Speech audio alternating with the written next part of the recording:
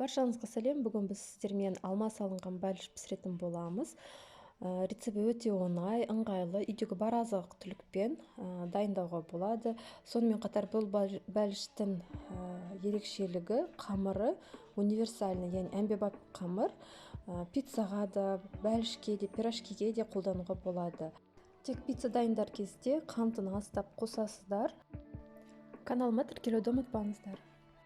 Ең алдымен біз жылы сүтке қант, ашытқыны қосып, жақсылап араластырып, жылы жерге қойып қоямыз. Қалыңшы жаңа ұнды алып, қалған қантымызды араластырып, ертілген жылы майды қамыр осы ұнға қосамыз. Сонымен қатар жұмыртқаны,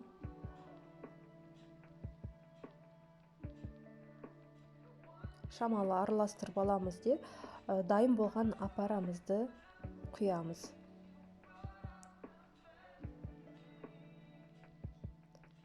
Барлығын жақсылап араластырып, жұмсақ қылып қамыр елейтін боламыз. Ұнымызды байқап қосамыз. Сұрыпына байланысты ол көп болуы мүмкін. Мен рецепт бойынша қостым. Жұмсақ қамырды елеп болған соң жылы жерге қоямыз. Ал енді салмамызға көшейік. Мен піскен алмадан жасайын деп жатырмын. Аздап корица қостым. Көтерілген жұмсақ қамырымызды алып екіге бөліп аламыз, ыңғайлы болу үшін. Және әрбір пирожкимізді осылай кішіректеп бөліп аламыз. Мен ыңғайлы болу үшін осындай кішкентай оқтауды қолдандым. Бұл менің 1 жасымда сыйлаған оқтау. Әлі күнге дейін анамның үйінде. Салмасын иленген қамырдың көлеміне байланысты етіп түйіп шығамыз. Салып, мен пирожкиді осындай түрде түйіп пісіремін.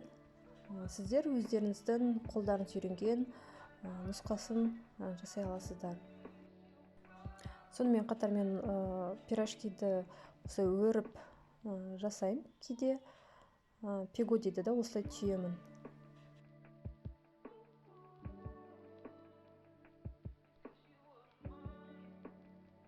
Пирожкилерімізді тізіп противеньге салып шығамыз. Бетіне жұмыртқасын жағып, қызып тұрған пешке 180 градустағы салып пісіріп шығамыз. Қызарған кезде алып шығасыздар. Әркімнің пеші әртүрлі, 35-40 минут болуы мүмкін. Міне осындай әп-әдемі болып шығады, жұмсақ, өте дәмді.